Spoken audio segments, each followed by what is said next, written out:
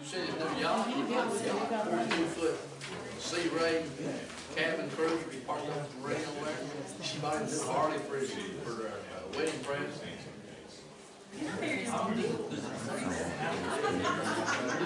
That'll do it. Little buddy Bradshaw, let's go. Joe Ford's got to roll. Thank you. He's got to be city council meeting. Go, buddy Bradshaw. You the chairman, you got out there, Mr. Mayor. There we go. Yes, I need to put All right. Oh, how are you? I know Barry Ellis. I heard that up before. It's all like 65, so I turned to 68. This room will pay. it feels so good in here. I bet he's already sweating.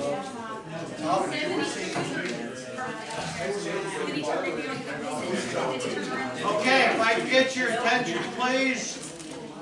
I'm going to call the Loudon County Commission Workshop for November 19th to order at 6 o'clock. A little change on the agenda. I've asked Joe Ford to go first, and the reason for that is he has to head on over to Loudon City for their meeting. Joe is going to bring us up to speed as to where we stand with the Lisa Nile lawsuit in light of the fact that she has resigned her position and is now going to be the clerk and master. So, Joe? Okay, I appreciate the opportunity to address this commission.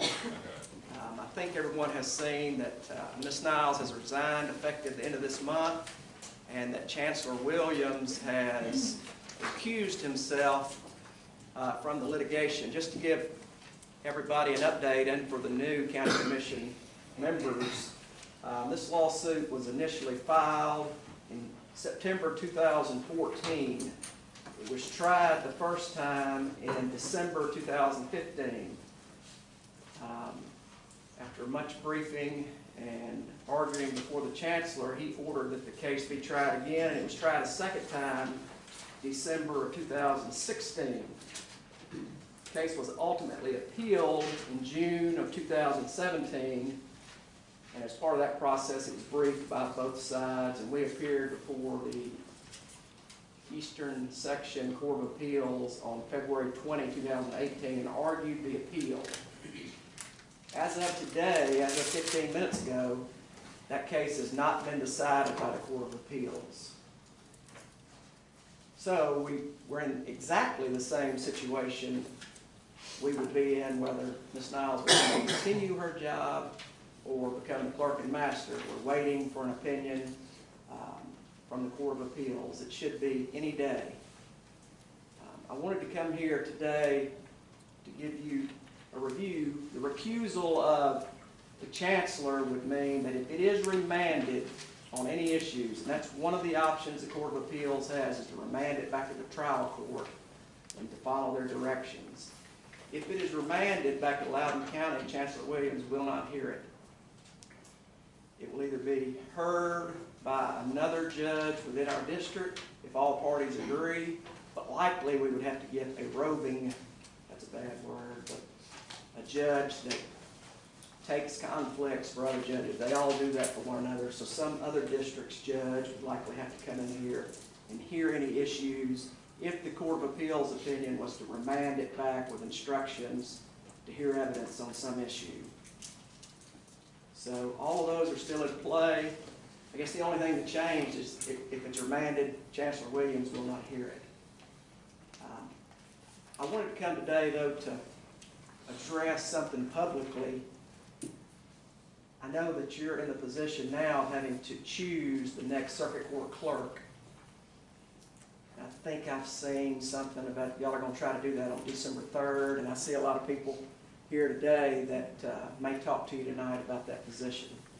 I would ask you, as your lawyer on this case, to stay away from asking anybody that is interested in this job how they anticipate handling this lawsuit when they are appointed. We all know the side that we're on. and it would be very tempting to ask what I think would be inappropriate questions of the candidates. And it could be seen as I'm only going to appoint the candidate that promises here before all of us the lawsuit's going to be dismissed. I would suggest to you, please do not do that. Think of when a new U.S. Supreme Court justice is being questioned. You know, the Democrats and Republicans both have major issues they disagree about. But they cannot ask those candidates, how are you going to rule on issues pending before this court or that potentially are coming before the court? They can ask about old opinions, and they can ask about things in their education history and that kind of thing. Excuse me. But you can't ask them what are they going to do on a potential piece of litigation that comes before them in the future. And I think that the same applies here. It would be unfair and against our interest to ask any of these potential candidates to take a position. You could ask about the general attitude about lawsuits as they relate to a fee office holder seeking more funding from county commission. And I think I'm on record as saying that that law is absolutely necessary. We could not function without that law. And here's the reason. I won't say in Loudon County, say a small county. It could be a big, medium, or small, but I'm going to use small as an example. The county commission absolutely hates the new sheriff that is elected. Somebody figures out, we control the sheriff's money. I hate that guy. Let's get him. And the way to get him is not to give him any funding. You could take the funding down to virtually nothing.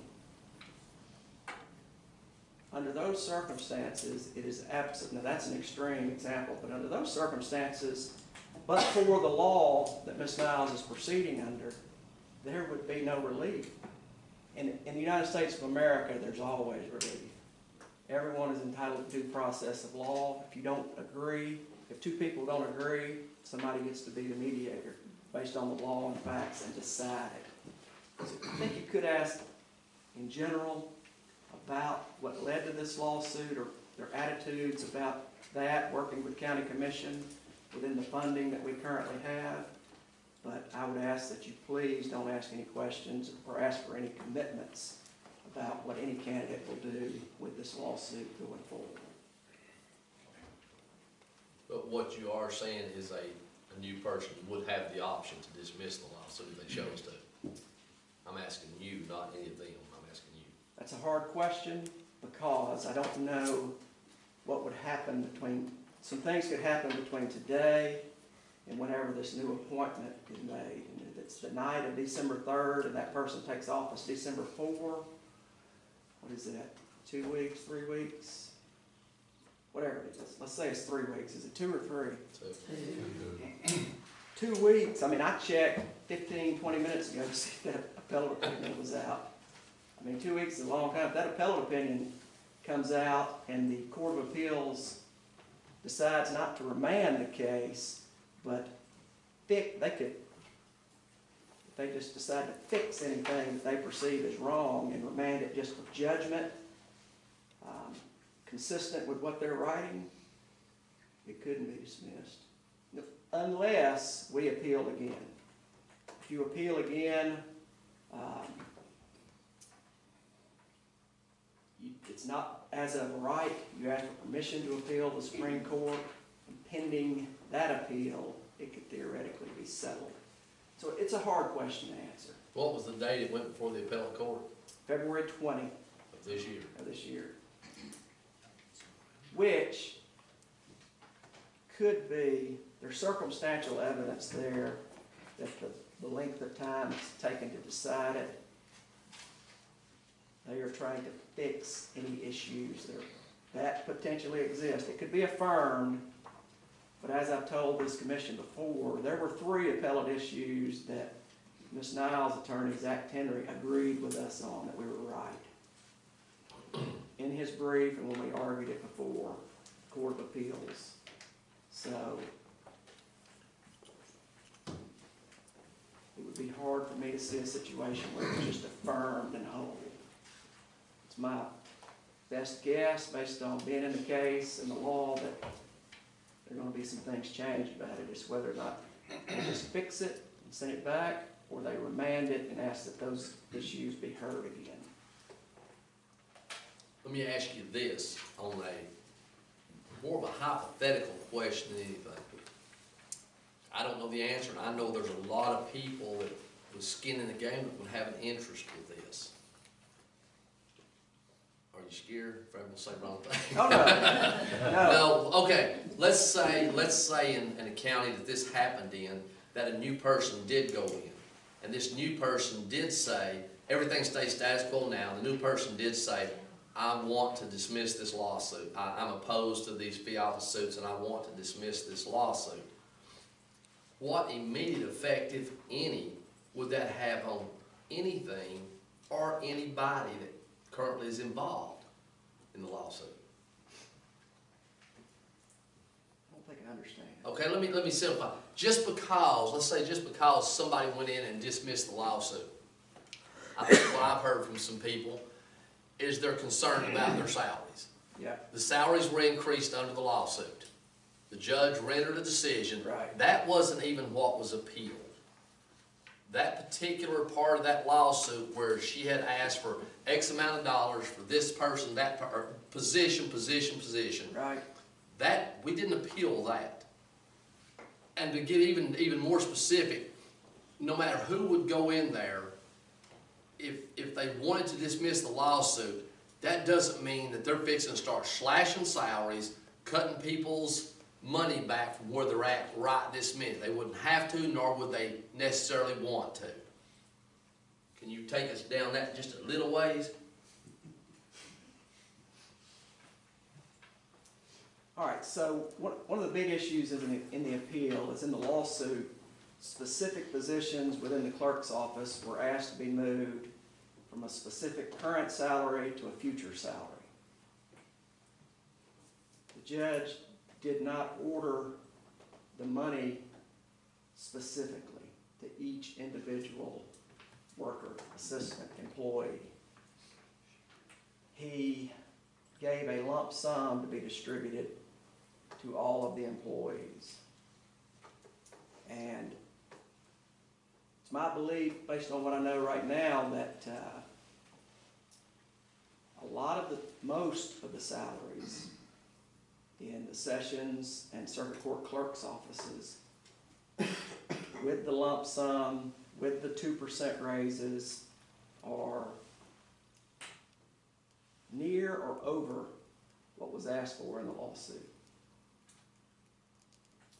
So there is a large potential that the Court of Appeals, large, not a very good word, there is the potential that the Court of Appeals opinion,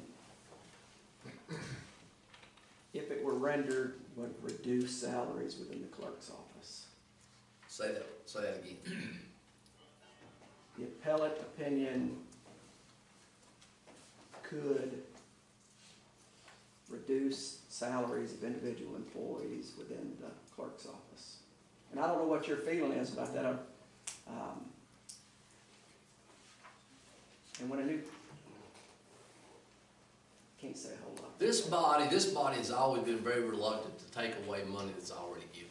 Right. I'm speaking for myself in the history of sitting with this and other bodies, that it's very reluctant that you'll see the commission take the action once a county employee or a school board employee or somebody has been granted, whether it was an error or whatever it is. It's hard to ever see how many times. I don't know if I've ever seen retroactively go back and take away money.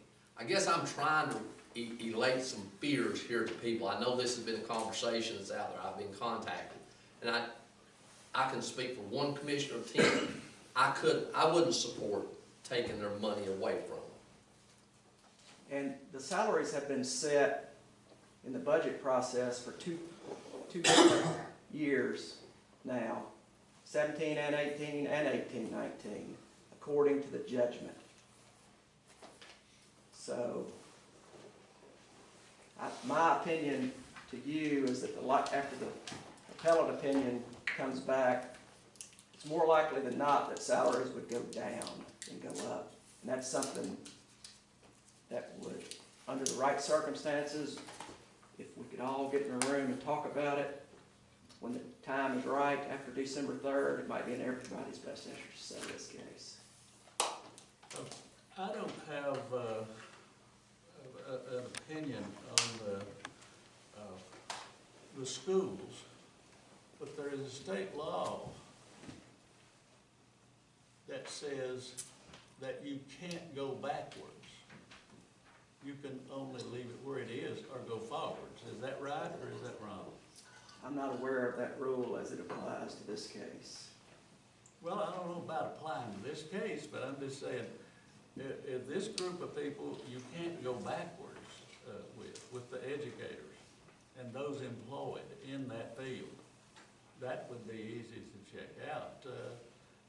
But what you're telling us is this is different.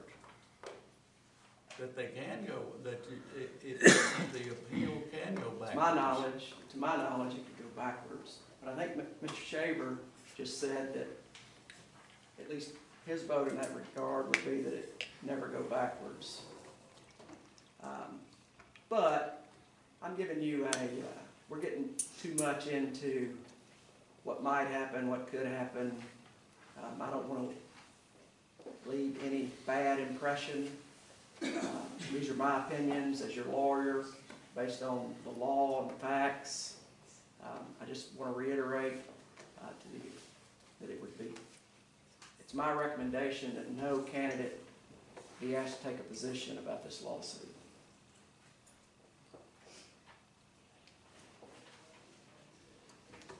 Anything else? Don't show up city council as easy as this is. Yeah. No. Joe, thank you for Yeah. your time Thanks. and for the information. I'm always happy to talk if anybody has any questions.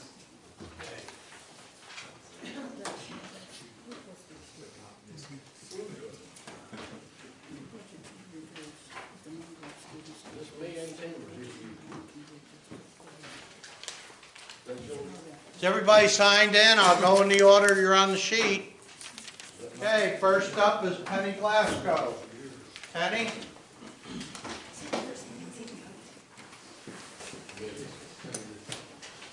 Good evening, ladies and gentlemen of the commission. I want to thank you for the opportunity to be able to speak to you at this workshop this afternoon. It's been a privilege. For those of you that are not familiar with me, my name is Penny Glasgow. I serve as the Chief Deputy Clerk at the General Sessions Court at the Justice Center. I have served Loudon County for the past 27 years in the circuit and sessions offices. I've served 4 judges and 3 clerks during my tenure. Before the responsibilities were removed from the clerk, I also served as an on-call clerk to issue warrants after hours and on the weekends. I was appointed at Estelle Herron's administration to serve on the Salary and Ad Hoc Committee. In the past, I've been an advocate for the county employees for their insurance benefits. And being on that ad hoc committee, I can tell you it gave me a great insight to everything that our purchasing department goes through to look over the bids and try to figure out what is the best for the county employees. And I have a great deal of respect for them and their hard work. In my years of service, I have worked both at the circuit and sessions offices, and I'm familiar with the daily schedules of the court systems and their demands. I keep up with legislative changes that pertain to the judicial system and as a whole, and also with the forms that we have to use for the public in our judicial work. I have been able to, during the chief deputy that I serve now, I manage 14 employees, complete timesheets for payroll, purchase supplies, whether it's furniture, office, or other, and keep up with those budget line items for those items. I assist the judges, the attorneys, the law enforcement agencies that are required for our help with the court. Having knowledge of each job in the office, I have been back up to each and every girl in our office to be in their shoes or their tasks whenever they're out of our office, while still maintaining taking care of our judges and handling our probate court department. In probate, I handle all the estate matters, conservatorships, guardianships, and estate trusts. All these are processed through the documents in the computers and meeting with pro se litigants. Judge Dale signed a standing order back in 2005 that allowed the deputy clerks and myself to assist pro se litigants that could not hire an attorney because they couldn't afford it. While Loudon County continues to grow, so does probate. I feel I would be an asset to Loudon County as the circuit court clerk because of my experience in the last 27 years. I have experience with the daily activities of each court and maintain a high standard of customer service to the citizens of Loudon County and those outside the county who use our courts. I would appreciate your consideration for the temporary appointment of the circuit court clerk to serve Loudon County, and I've also prepared a resume that I would like to give each of you if I may approach.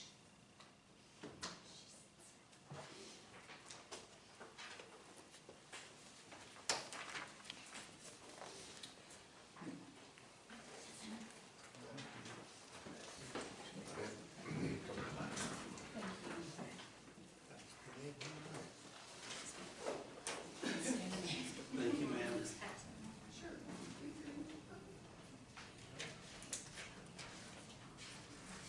Thank you. Richard, thank you.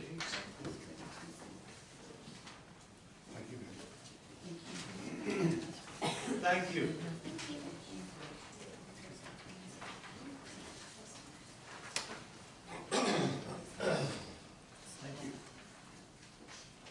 Stuart Crane.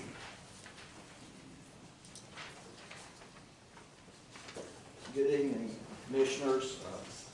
Mr. Shaver and Mr. Duff are my two county commissioners. I've known, at least I'm acquainted with both of them for quite a long time. My wife and I and our family have been Loudon County residents for 25 years, so we're still outsiders here. But we do pay Loudon County taxes. I am here because I practiced law in Loudon County even before I moved. We moved here. I practice law in the Knox metro area, and I do a lot of probate work. And that has been my primary interface with the circuit court clerk's office. I have been working with the circuit court clerk's office since jurisdiction for probate was transferred back, I don't know how many years ago, but quite a while, from the county clerk's office. During that time, I have worked with Ms. Niles, and by the way, Ms. Niles has done a sterling job. I'm acquainted with Ms. Niles and Mr. Cheney as well. Mr. Cheney has done a sterling job as clerk and master of the Chancery Court since I've been practicing law. And Ms. Niles has also done an excellent job as the circuit court clerk. So my congratulations go to both of those people. Now that Mr. Cheney's retiring and Ms. Niles is going to be taking his position, I want to say that as lawyers, our big concern is that, as relates to the court clerks, is that the court clerks be competent and efficient. We don't need court clerks losing our clients' papers and files, and I've seen that happen in other courts. We want our clients to be, and we like to be treated courteously as well, but our clients also. What I will say is that in all the time I have worked with and through the circuit court clerk's office, I have worked a lot with Ms. Glasgow because she has been primarily the person in charge of probate. She has trained some other clerks who have gone on to bigger and better things, but Ms. Glasgow has done, in my view, as good a job as any probate clerk around here, and I've filed cases in every probate court around here, and I'm not going to say that she's done better than any other because the overwhelming majority of probate courts are run well, and she is certainly no exception to that rule. She runs the probate court efficiently, well, and courteously. She goes above and beyond. When we get updates to the probate code, the legislature amends the probate law, usually Ms. Glasgow will send those out, nobody else does that. I don't know any other clerks, I've never received a mailing from another probate clerk saying, guess what, we've got an update to the probate code here. So, I support her candidacy as a circuit court clerk. I think that she'll be able to hit the ground running as soon as she's appointed because of the experience she has. And I'm sure that she will continue, I have confidence that she will continue to do as good a job as she has been doing as Chief Deputy of the Probate, General Sessions, and Juvenile Courts here. I would appreciate your support for her, and I would hope to see her appointed as the Circuit Court Clerk. So thank you very much. Thank you, sir. Laura Stanridge. Hi, everybody. I thank you for the opportunity to be here today. I'm Laura Sandridge. I'm asking to be appointed as the Circuit Court Clerk. Most of you have my letter and my letters of recommendation, but to give you a little bit of background on me, I have 20 years' experience in Sessions Court. I've worked in both courts. I have a working knowledge of how they both run. I am ready to hit the ground running if appointed to this position. I'm ready, willing, and able to do this. And I appreciate your appointment, your consideration for it, and if you've got any questions, you're welcome to ask. But I think the letters and the cover sheet that I have speaks mostly of what I've done. I've also done a part-time judicial commissioner right now, and I serve our county as well as our officers when they have warrants or questions about things that are going on in the county. I'm excited to try to serve our county and our people that live here, as well as you and our offices. Thank you. Thank you. Mike Waller. Good evening. I also appreciate the opportunity to speak. My name is Mike Waller. I reside at 5350 Beals Chapel Road, and I also own the property at 5200 Beals Chapel Road. I'm speaking actually in support of item 5A, which is the rezoning of property adjacent to mine.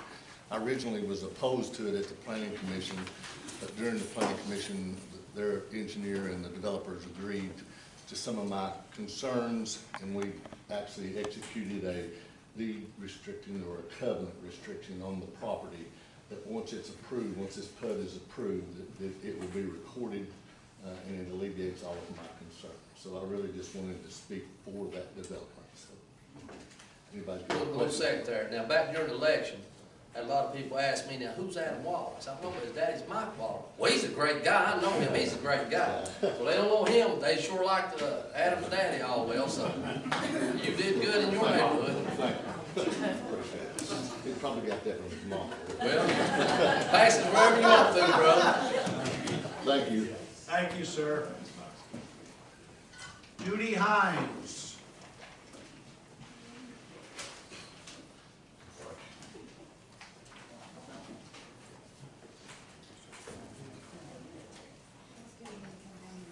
Good evening, my name is Judy Hines. I appreciate the opportunity to speak to you tonight. I've worked in the Circuit Court Clerk's office for 30 years, and while I have been out of it for the last few years, I have continued to work with the public. I've worked with a major store where I was the administrative assistant dealing with the scheduling and with the ordering of supplies.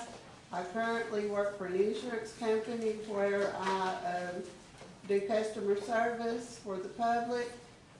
I just, obviously this is the first time I've ever approached the commission about anything, so I did not come with a resume or any backup speakers, but I would appreciate your considering me with my 30 years of prior experience. I would be ready to hit the ground running. I feel confident that I could do it and not have to lose any time going. Thank you. Thank you. Steve Harrelson.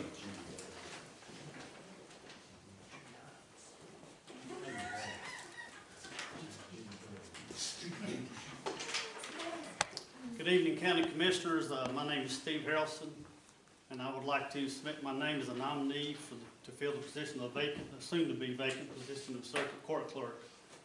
I'd like to take just a few minutes to tell you a little bit more about myself and my qualifications. I was a 1981 graduate of Hickson High School in Chattanooga, Tennessee.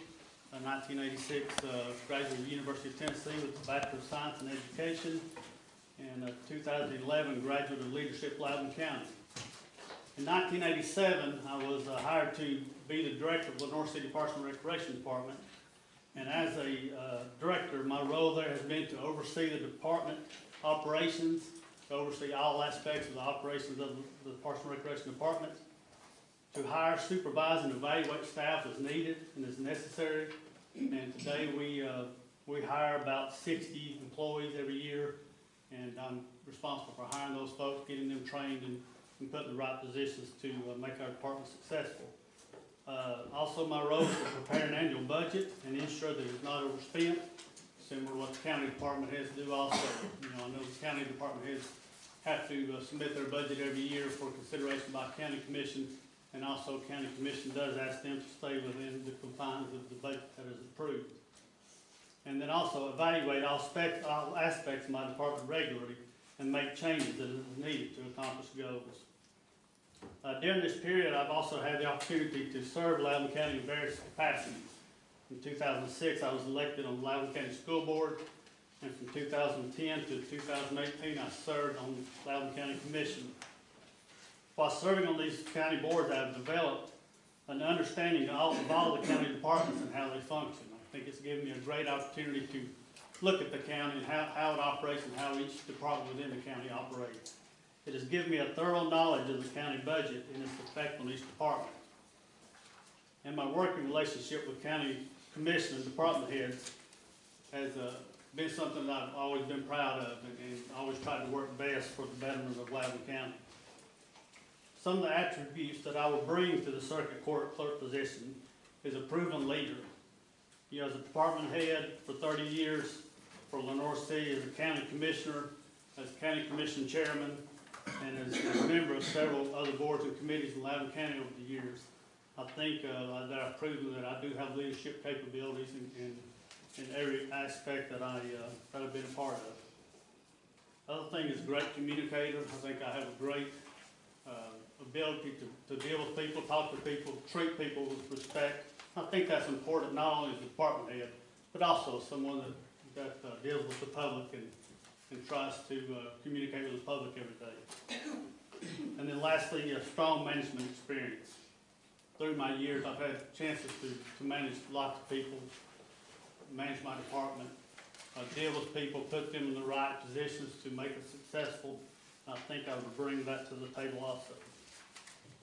But ultimately, if I'm appointed to serve in this position, then my responsibility is to serve the people of Loudon County and get the job done. And I can promise all of you now that I will get the job done.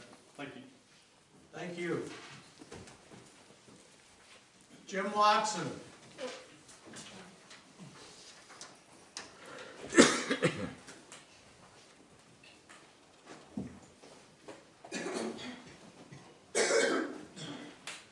Good afternoon, I'm Jim Watson. I'm a dairy farmer, grain farmer, beef farmer. I'd like to speak just a minute about the concern about the Notch and Hill road there. I've been involved with that farm since 1980. My father-in-law, Jim Blair, when Staley's came in, he rented that farm from Miss Robinson. She passed away. Miss Karen Hackney inherited him. When Mr. Blair passed away, I took over the farm. I have cattle out there now. Excuse me. And since that road, they stuck a sign up, road closed, we have had many problems out there. Lost 2 barns. One barn they stole all the lumber basically off of. Pretty hot spot out there. And I'd just like to not take much of your time, but I'd just like to ask, maybe that be turned back over to landowners, or fix that road where law enforcement can be on the scene in that area. Thank you very much for your time. Thank you. Lisa Bridges.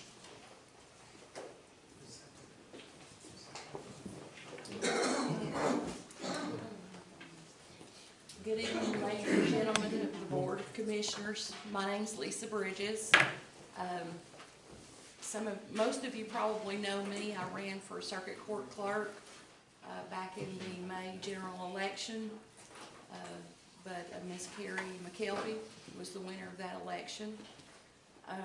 But I come to you and before you this evening to be considered as the appointee to the circuit court clerk. Now, I'm not going to go over my credentials or anything like that. I put before you this evening, before the meeting, a resume that shows, all my experience. As of the 22nd of December next month, that will be my 10-year anniversary as an employee of the circuit court clerk. And I just want to say this, I'm not going to go over anything else because you have it before you, but I do want to stress that we have an excellent staff in both General Sessions Office and the Circuit Court Office. And as you can see, and if you've heard before me, some very well qualified people. And I would like to see that this office be filled by someone that's already there in the office. Like I said, we go very deep with our experience. Now, just a brief thing, I am the bookkeeper, so I work in both sessions and circuit. I do the financials for both offices. And I would look forward to speaking with any of you. I'm excited to, whether it be I'll be appointed or someone else, whoever it is, I would be excited and very willing to serve them. Thank you very much. Thank you. Before I close the section on the public comments, is there anybody else that would like to address this commission? Pat Hunter? She wants a job too, I think. Signing up? No, thanks. I think I would just like to make a few brief comments. I think you have a tough job to do, but I think that the vetting process is real important. I've spoken about this, whether it's planning, whether it's another appointee, that we should really look at qualifications. And we do have some good employees. So I hope that when you do look at the resumes, that experience plays a large role in your decision making. The other thing that I would like to talk about is the solid waste. And I know we're in the process of working out a contract, but one concern that I have when we're talking about a yearly review, if there's a shortfall because the anticipated revenue didn't come in, my biggest concern will be that currently, well, let me back up. When the Geocentech financial report was done, and they looked at the various portions of the financial, what they found was during a period of time that the stakeholders and those that use the landfill itself, the ones that pay the gate rate, and the stakeholders that have their set fee, they constitute 12% of the annual tonnage and revenue. So that means that 88% do not. And I would have a concern that if those 88% constitute the bulk of the tonnage and revenue, if they are under contract with Santec I would be fearful that they would be excluded from this, you know, from a way of getting money from them because of their contract agreement with Santec. If they have a 3 or 4 year agreement, then how are you going to get additional money from them? Is it all gonna fall on the 12%? So that is one of my biggest concerns. And there was a letter that was circulated a number of months ago, and I'll provide it to the commissioners, where originally Santec was going to guarantee or propose giving the Solid Waste Commission $450,000 a year. If they had done so, that would be in the neighborhood of about $5 million. But we never realized that. We realized a lower amount, more like 3.2 million. So I feel that if the fee that was set, in the host fee and the security fee, if that was incorrect, and I can't find out in any of the public records how that was established. If that shortfall, if there's that much of a shortfall, I really think that we should be able to go back to Santec and ask them to come up with the money. If they handed that letter out prior to that bid opening or the acceptance back in 2007, I think that the Solid Waste Commission should go back and try to negotiate getting some of that money back. So, thank you for your time. Do you have a copy of that? I do, and I'll send it to everybody. Thank you. Thank you, Pat. Mr. Chairman, I have a question I'd like to address Mr. Watson. Pertaining to the road out in that area, how many current property owners would you say have contact with that road at this current time? Okay, there's Miss Karen Hackney, she lives in Kentucky. The people, basically, what is it guarded on it now? The Bullwater property at the end of Karen's property. There is a gentleman from Georgia that owns, I think, 3 or 4 acres right back at the end of that road. And he would have to have access back through there through some easement of some kind. But the other folks, I think, that have bought the 400-something acres, I think they're not landlocked. They have access from Poplar Road. So I just think it would be Karen Hackney, and of course Karen would need access right there at the mill into her property, along with the utilities and tower folks. The utilities have water towers up there, and I think there's cell phone tower back up in there too. Yeah, there's a cell phone tower up there. My other question would be, let's say if the county did spend money on preparing the road, what about the upkeep from that point forward? Would that revert back to the current property owners to keep the road up? Because that's, with a very limited number of property owners, that's the question in mind. I think the most feasible thing to do with the thing would be to, you know, close it and put it to where they're, you know, that one guy from Georgia has an easement back through there. We just need it to where either it's gonna be opened up to where it can be patrolled, because there's been 2 people found within the last 2 years dead back there. And I missed one of them by 100 feet an hour before they were found.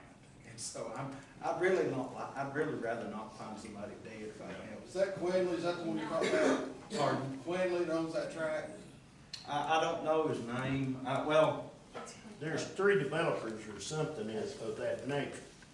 And they have access from the other end. But yet, they have pipe, big metal pipe and gate at their boundary line. But yet, any signs, any posts, anything we put up to keep him and other people from going up that road, this gentleman and them tear it down. You can put up as many no trespassing signs, you can do whatever, but there's a little sign out there, just past the mill, road closed. It's a bad situation, a lot of dumping, I mean, but I appreciate your time on that. Well, I know that it has been some partying going on out there and other things over the years. And, hopefully something can be done. I have tried to find out and would have liked to put a gate at the natural gas company when they were redoing the line.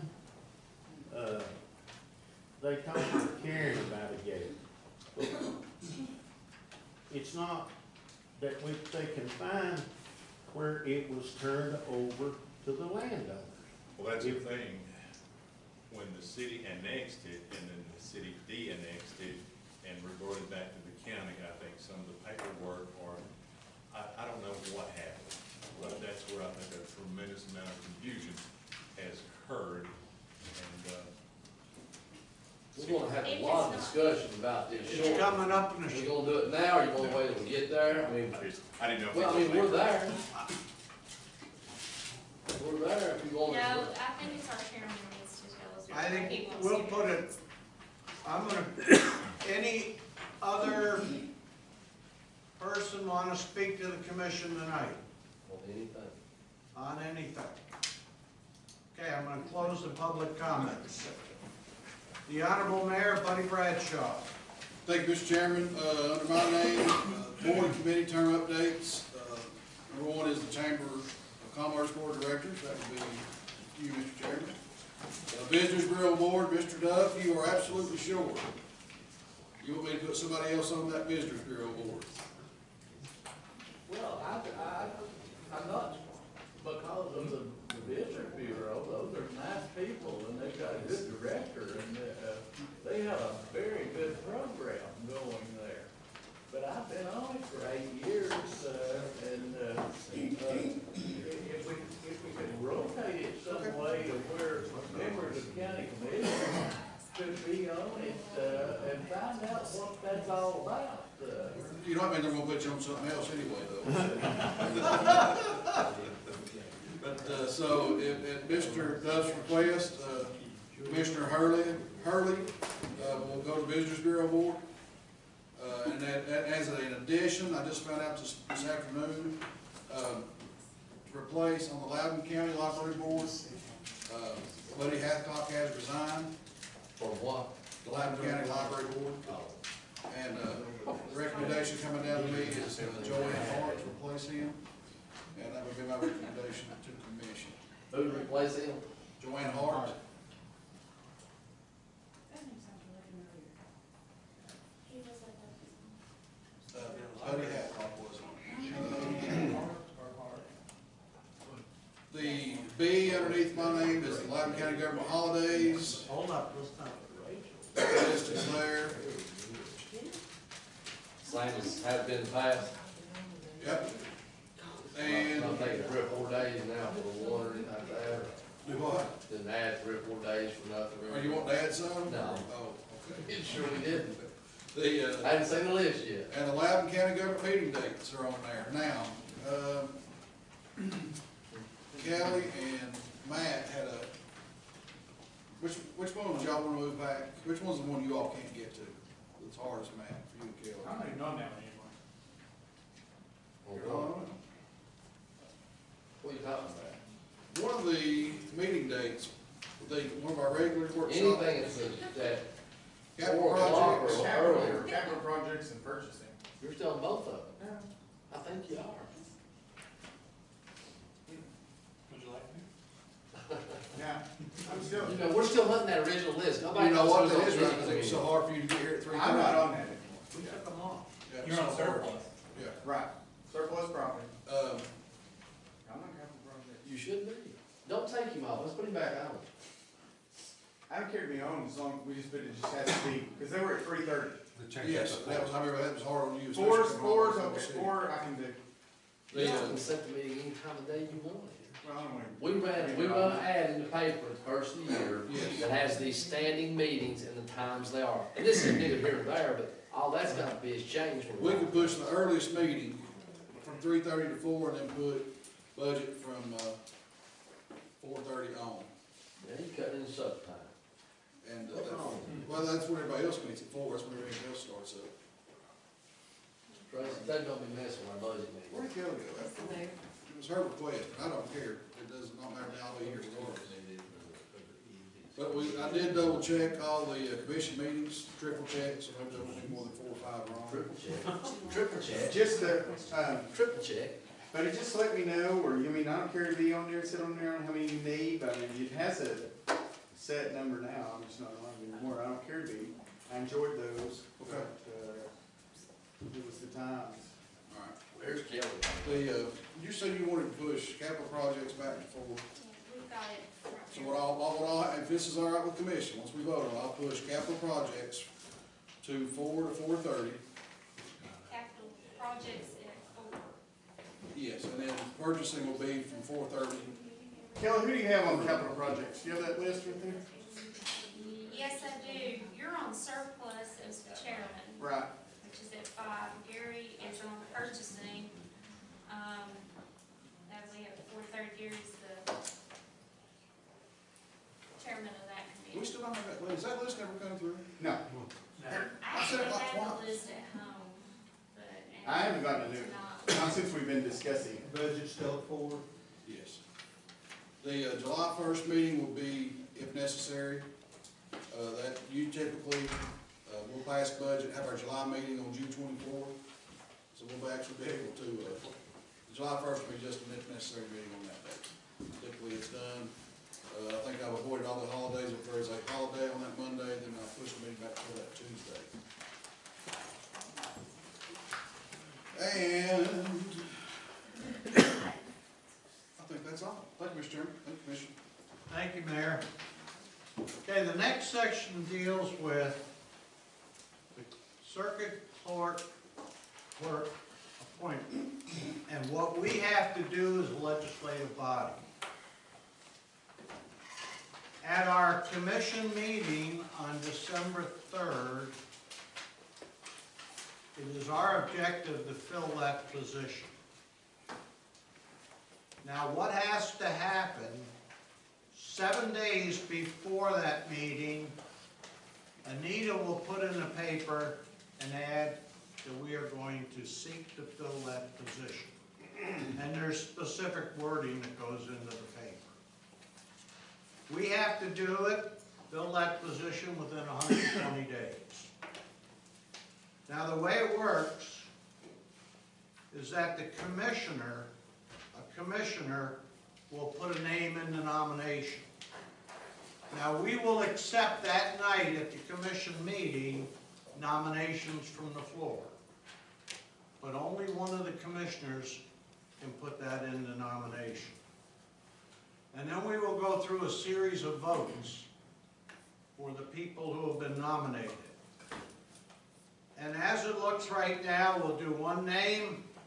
If they don't get enough votes, it'll drop off, and we'll keep going until somebody gets 6 votes. Now, I've heard somebody say the qualifications. So are we going to be looking at, because I know that we had the issue of voting twice for someone, Just one of us did that, that was Henry. so. I did that, only one vote. One vote. So that's, and you can do it 2 ways. You can do it by name, and if you want to, and if you've read what Bob sent us all, I think the easiest way is.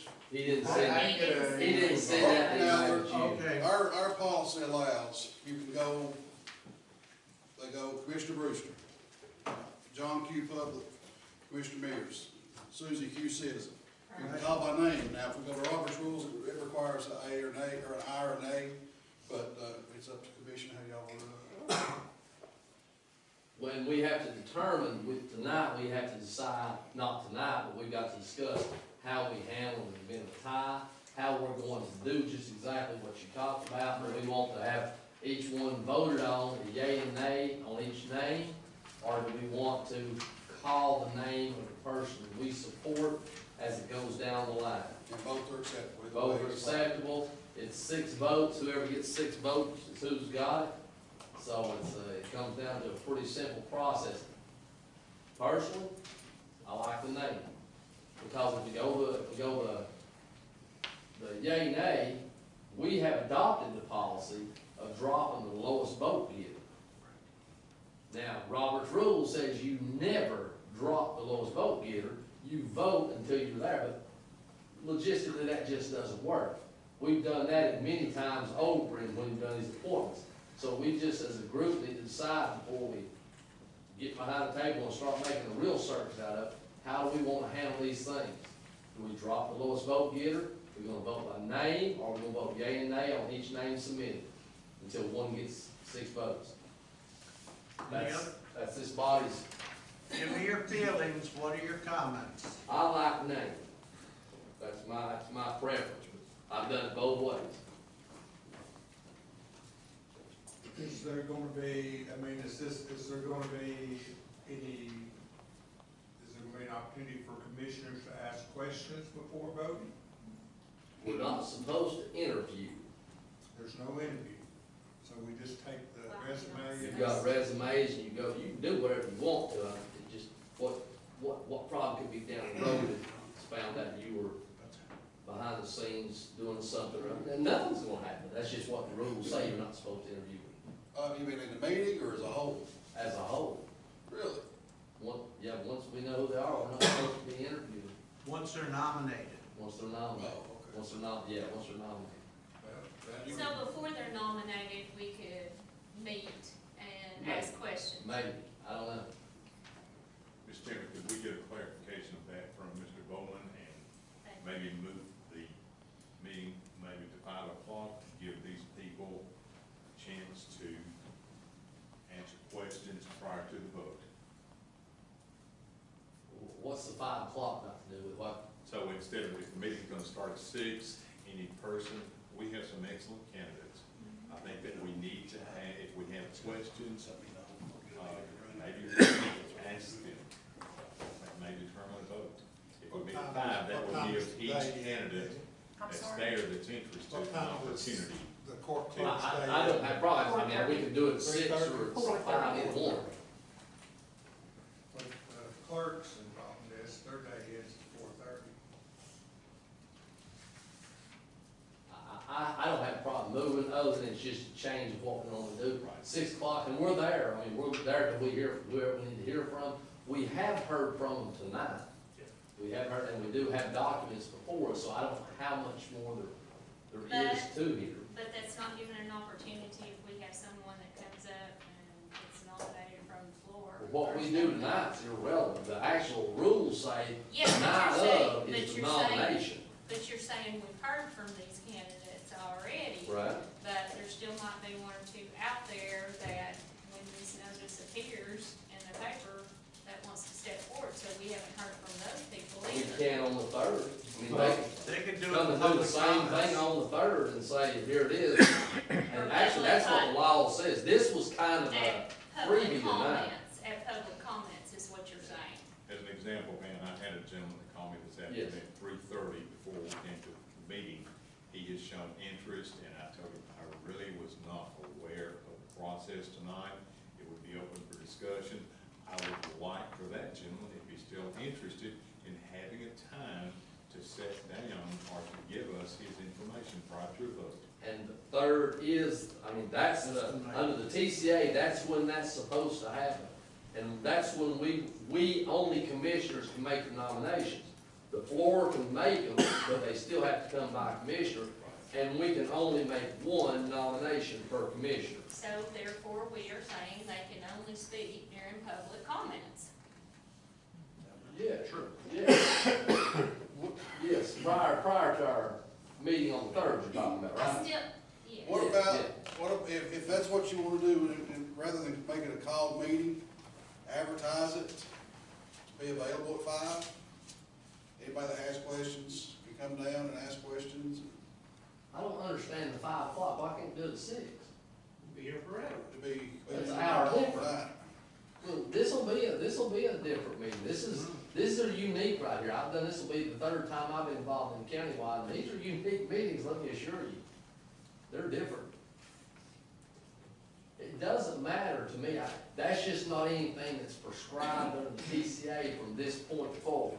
7-day notice, we meet, the names are nominated. It doesn't even discuss in this section of it about talking, interviewing, things like that. Somewhere though it says we're not allowed to interview them. I don't know. Where does it say that I we don't know. cannot I don't know where that's at. Well, then we can't really say, That's the because reason it I was says we asking for cannot interview. a point of direction. We don't Yeah. have it. Well, But I think you're wasting an hour worth of time if a nominee comes from the floor and a commissioner doesn't immediately pick it up. It's It's a irrelevant. moot anyway. It's a moot point. It's a moot point. It has to come from one of us. That's right. And depending on how that goes, and I wouldn't start to predict it, we could have Who knows? 1 nomination to 10 nominations. And there's no way to know that, so. Even the president's nominations have to appear before committee and answer questions. Yeah, we're not president. Thank goodness. Yeah. Still, I think we just need, I mean, we need to decide though, absolutely, Anybody got the judges? procedure. As far as how we're gonna vote, that's a big one right there. And I've yet to hear anybody else kind of offer an option. It don't matter to me. So you're saying that as you do a roll call, you state the candidate's name Mhm. and either you're for or. Not even for or against. I'm for Julia Hurley. He's for Julia Hurley. Adam's for David Mears. I got you. And the tally at the end is Julia Hurley got 5, David Mears got 3, Kelly got 2. Okay, now nobody's got a majority, so we're dropping Kelly, she's out. Van got 0. Now we're gonna vote again, with Kelly out. And we're still trying to go for a number 6 or more majority. Okay, before that, how do they need to be nominated before that? Yes. Or does that count as the nomination? No, we'll have to go through the nominating, and then nominations will cease, and then we move forward from ceasing nominations. You could have up to 10. Now, let me ask you this. Okay, I got a question. but we don't vote on, we say, so we're gonna say, so I nominate Van, you nominate Harold, you nominate David, and then nobody else nominates anybody, we make a motion to Cease cease nominations. nominations. And then, when it comes to you, you say which one of the 3.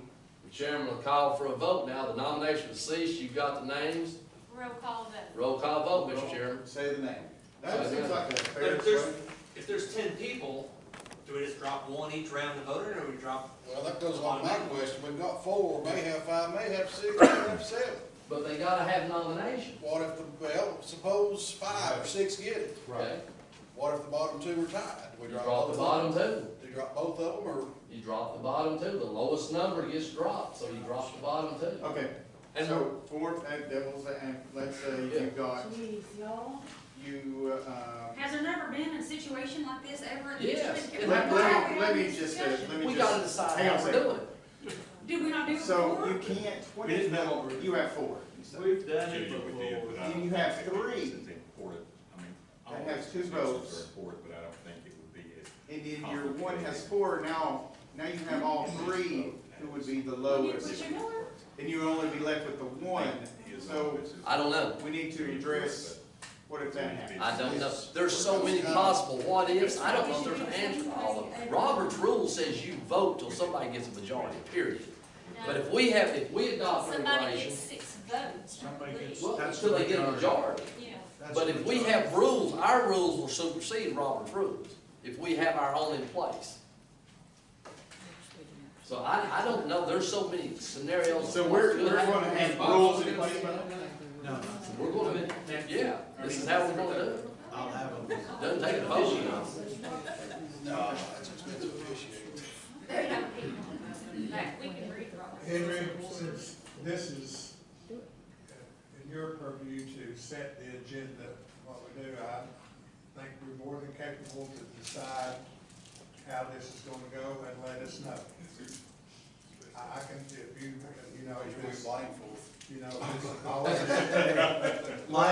it's just a matter of housekeeping, you know, it's, you know, half a dozen, 1/6 the other, you just let us know if it's gonna be a roll call, we already know how the nominations have to go. The only thing, you know, we've skipped around, we've talked about, are we gonna have an opportunity to ask a question? If we want to, before we vote, you know, that can be done after the nominations or before the nominations. and prior to the Public vote. comments, yeah. I would say public comments, just like tonight. I mean, there might not be any questions to ask at all, I'm just saying is there. And You don't I get gotta be public honest comment. with you, What did you know? And who did you know? be nice. The qualifications, really, when I looked at them, basically, you don't have to be a paralegal, not be a lawyer. There are no qualifications other than you're eligible to 21. run for an office. Well, you can't owe taxes or something. Yeah, well, there's a bunch of other, you have to be Oh, eligible. it's government, federal government money. Yeah, You have your parole has to have been ended at least 30 days. no ankle braces. All right, okay. What you gonna do then, Mr. Chairman? I'm gonna make a decision right now. Do it. If I would do it, I would do it by name as long as we're okay. Roll call. Roll call name. Yeah, stop everything, we're off main pen. Okay, now, Did you get my pens out of here? Perfect. all right. What do we do if there's ties? Bottom two ties. What if it, okay, that's What if simple. These are it's at the top bottom two? three. What if? Which is If the you're bottom easy- two, now the rules say the lowest vote getter Drop. will be dropped. It doesn't say if there's multiple. Or if it's What like if that, there's- say, what well, if if there's three, Why there's four and the three bottom get the same number? But that's what I already, that's what I three said. should be impossible. What, no, the three wouldn't work out. But if you had four, you could have three with two and one with four, and then what do you do with those three? That's really the worst Well, case. If you that say you could that's have. the rule, then everything's decided. Well, no, the guy that had the majority. Somebody has to get six to be there. Right. We can't eliminate. that. Maybe It's if gotta that's be the a case, majority we of this drop body. Drop them again. off, lowest, next lowest, and tell you, and maybe there's only one left on the top of the pile, and They gotta get 6 votes. So Hey, if you wanna really make this thing aside, we drop the top getter, how about that? come on, no, don't make this, I wanna be as How fair. about double elimination, we should do double elimination, right? we're gonna be rock, paper, scissors, so it's over.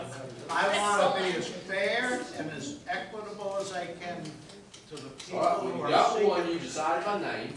Right, The other one is, what are you gonna do in case of a tie? Right now, we say we drop the lowest. But if there's on the Well, topic. I think we can't even figure that one out unless it happens. The next thing after happens You go 4, 3, is 3. we're going to drop the lowest vote getter and then if there's a tie. Right, what do you do with the tie? So Tie, we if it, have so to- if it is 4-3-3, Why don't you vote on the top? That's okay, what we That would do, be they're the good. simplest. vote on the tie. Whoever wins the tie goes to the Back next into round. the pot. There you go. goes on to the next And if one. it ends 5-5, you vote until Somebody gets it. somebody gets. Somebody comes out 6-4. Unless it's a leap year or a month with odd Of number of course, somebody days. draws. Alright, I think that's, that seems like it's that.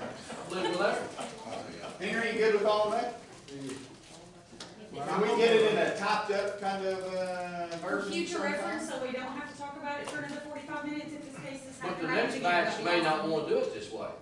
Well, Each one we're can the next decide. batch for 4 years, so I would say we could set a standard on how to proceed and be a little more professional instead of arguing about it So, every single time it happens for now. All right, let me do this to put it Thank you. in even better perspective. Whoever wins on the 3rd will jump right off and go into campaign mode because they've got to run again in 2020. And March, March. March 2020. And they've got to go to 2022. Am I right or wrong? That's presidential primary, that'll be the very first week. March the 5th, 2020, if I'm not mistaken. 14 months. You'll be campaigning this year, next year at this time. Good time. You'll be well into your campaign So, in a countywide race. That's ugly. Does every candidate get a vote? No. they You may gotta be not. nominated. Well, I mean, I said candidate, they gotta be nominated to be a Yes, candidate. oh yeah. would say if somebody were to nominate a candidate, commissioner, they'd probably vote for him, so you get at least one, But you're not obligated to. but you're not obligated. But you can't nominate the one, and you can't vote for but one. So if My little redheaded you elect the first one that you vote on, the other 9 get shafted, right? Okay, by doing it by name, when we go around roll call, if John Doe gets 6 votes on the first round, We're done. he won. Everybody will have their chance to get a vote in the first round, though. Yeah. That's correct, yes. Yeah, everybody will get their turn to vote, get their chance to be voted That on. wasn't what he said. Yeah. Yes, it is. We start out, you got all the nominations. There's 10 people, It'll start with Kelly. and we start Behind the with table. Kelly. Kelly says, I'm gonna vote for John Doe. Dave Mears says, I'm voting for John Doe. Julia Hurley says, I'm voting for John Doe. Thank you for Jane Doe. Well, Ja- she- all right, well, Maybe how's Jane that? as We'll a go. comment, thank you. Gary Whitfield says, I'm voting for John Doe. He said Jane Doe. I think John he got gets- this in the bag, boys. But anyway, by the time it gets around the commissioners, if that person has 6 votes, he just won himself a job. If we got a 5, 4, and The 1, rest of them. the one drops. We have 5 tonight that expressed an interest in the position. 1, 2, 3, 4, 5, yes. 5. So we know on the first round, there's 5 people. No, they gotta get nominated. They gotta get nominated. All 5 Okay, got we'll to say somebody's that got they to got nominate. nominated, there's 5 nominated, and there's 5, that means there's 5 votes. I mean, assume if they get nominated, all of them get a vote, so there's 5 votes left for them to go in between. There you go. Perfect. I think when I looked it over, I talked to Buddy, I think it'll go the fastest and the best way to do You it. might have 2, 2, 3, 1, 1, 1, 1. And then the 1-1-1s, You drop. I think the likelihood of having 5 nominees is slim. I think these We'll find out in 2 weeks. we'll know in 2 weeks. No, All we right. don't try and cross bridges till we have to. That's right. Don't pick 5 you don't gotta have. Okay, that must make sense. We okay with this? Yes. I'm happy camper. Everybody happy camper? Yes, sir. And Julia, Yes, sir. hope Jane Doe runs. I love. Where's Tracy going? Yeah, Why are you Jane. with Tracy? Hey, I'm gonna nominate Tracy. Tracy for clerk. Whatever. Okay, Yeah, no. next up on the agenda is, well, it's not Laura Smith, is Jim Jenkins here? He's back there. Come on up and tell us about a resolution in District 6. Where's Laura? She didn't leave or nothing. Should be off this evening. Okay.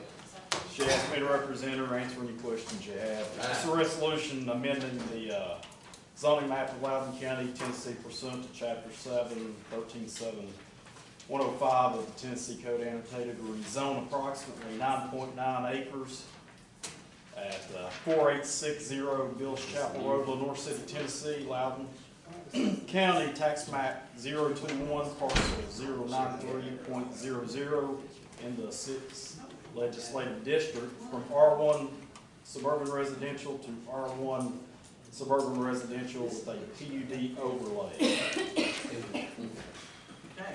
Uh, Adam, this is the one that Adam's father spoke to a little while ago. No problem with Thank it. you. I recommend we approve it next meeting. 6th district. any questions for Jim? Do we have Yes. what it's gonna be? Yeah, it's gonna be a 16 home study. What size of the houses?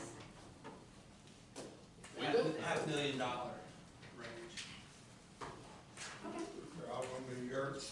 Well, Jim Jenkins, we have in our hands right here an additional resolution from last Tuesday night.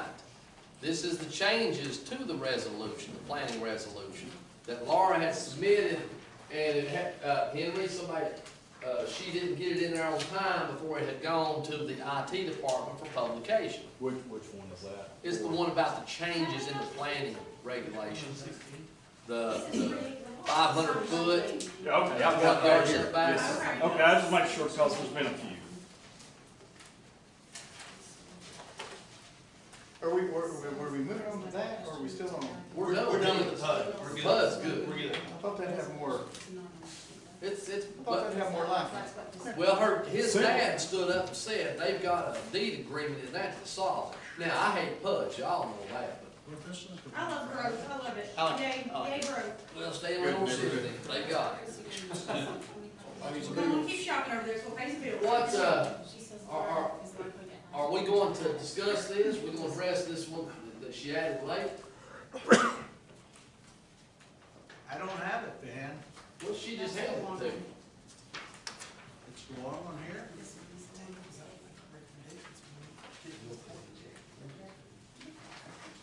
Okay. What was the changes? If you want to. Oh, but, what she's passed out tonight is the one that they put off last month that we had forwarded them 3 months ago.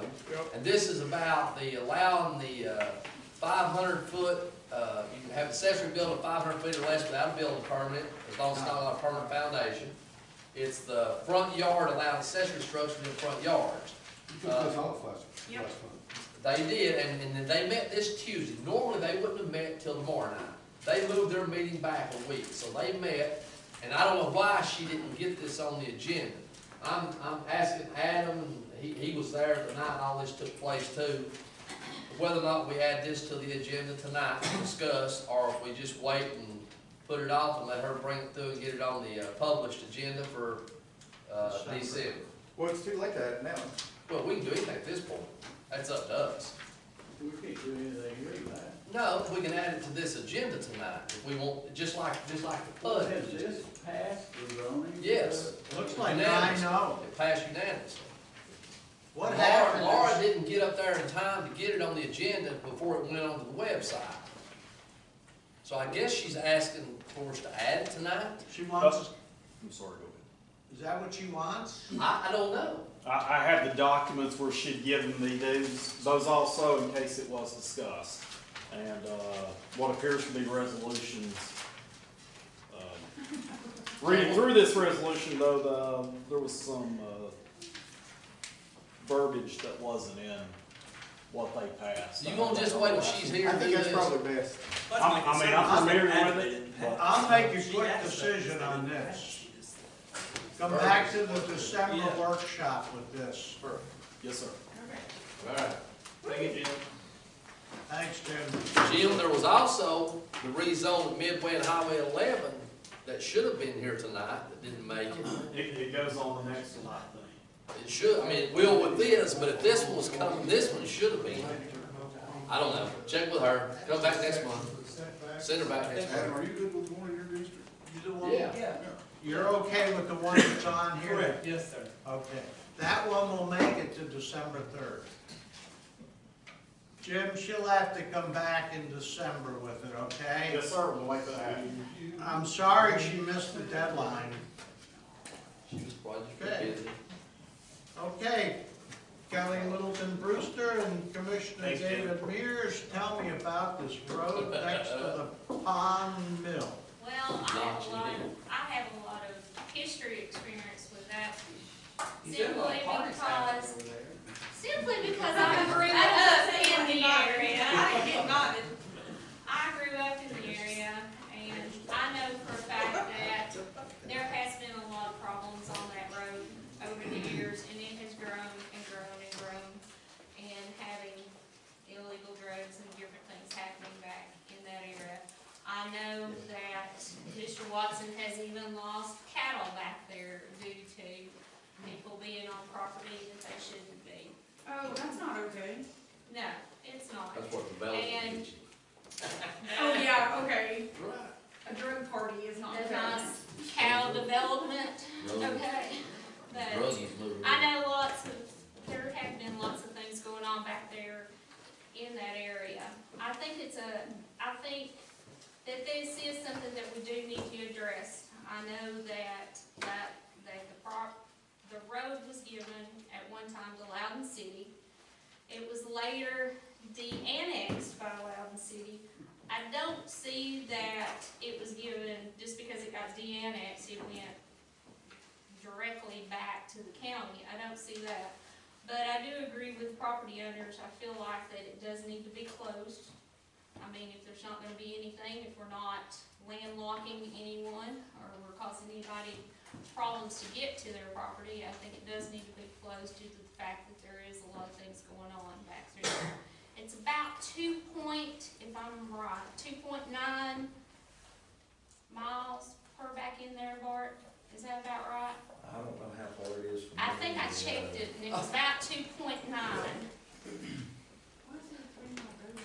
So, It is a county road. It is not. it is not a county road. Let me do my turn now. Okay. This road was discussed on January the 24th of 2011 at a workshop, commission workshop by Brian Jenkins. He brought it forward. We don't know what that discussion was. We're trying to get the tapes for it.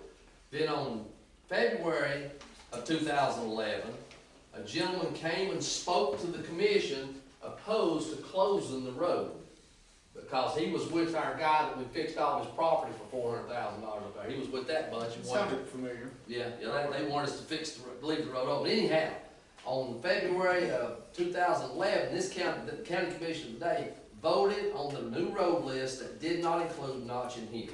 Exactly. So essentially, Notch and Hill has been closed since 2011. My concern was why we're involved. Bob says that we need to take a formal procedure, and you've got resolutions in front of you right here, to actually, I don't know what. I talked about it. Officially abandoned. I still can't understand, if the road is closed and it's not on the county road list, I don't know what we're doing, but we're gonna need to do something to fix this for all these property owners. I have suggested, Mr. Morton right here on the front row is who I know Mr. Watson's name, but I don't know him personally. You have one piece of property out there that's actually landlocked, and I think And that's that the is- Quick. I think A it's very been small leased piece of in. property. Bill Bright. Bill Bright, okay. That's the only one out there that's landlocked. Every other property owner has access to either Poplar Springs, Bonor Road, or Highway 72.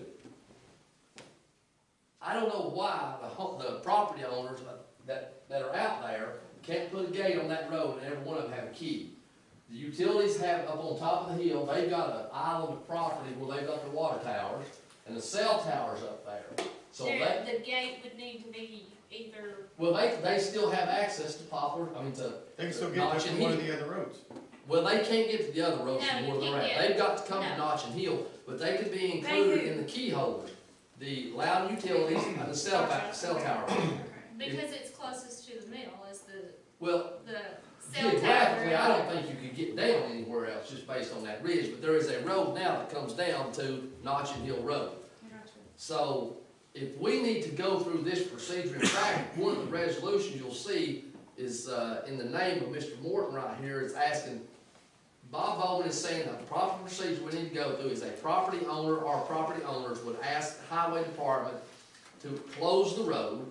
The highway department would then go to the planning commission, present the idea of closing the road to them. They would make their recommendation to us, then we would ultimately vote to close the road. And when we did that, we would have to determine what happens to the physical road itself. Where it splits property, each one, what we've done in the past, when we've done this, if it splits property, the property owner on either side gets it down the middle of their half. If it goes straight through and the property owner owns the whole thing, I don't know what we do.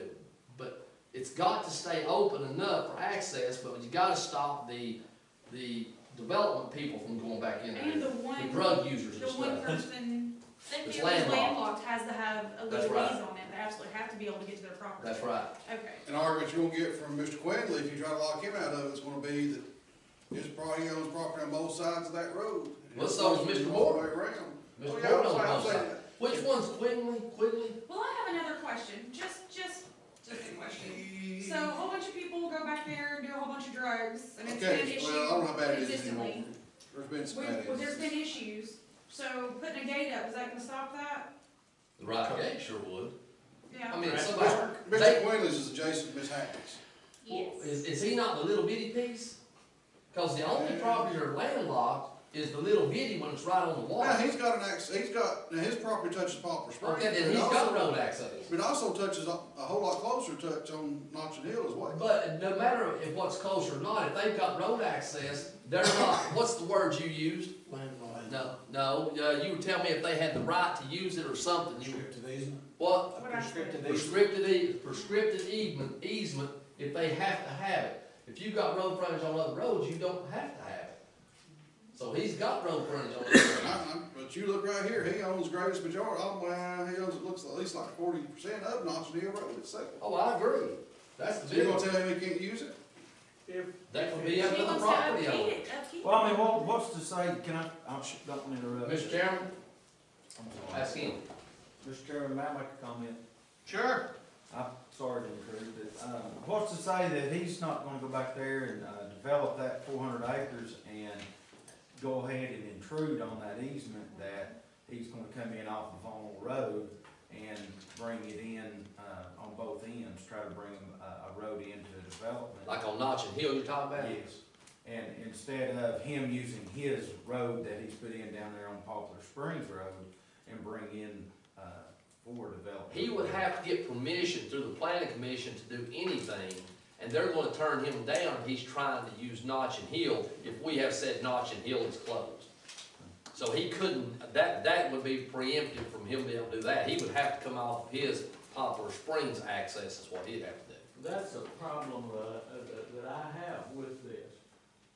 If this is not a county road, what business do we have sticking our nose in it? Mr. Duff, if the whole thing came back about when Mike Ross went belly up, it was in the city, it reverted back to the county supposedly. That apparently is where By whom was by it? the city to the county.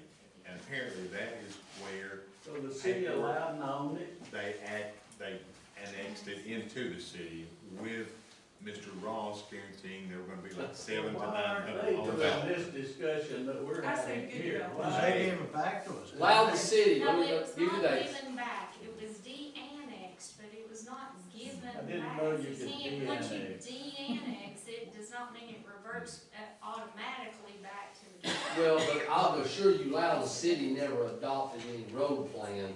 December 6th is when Loudon City annexed it.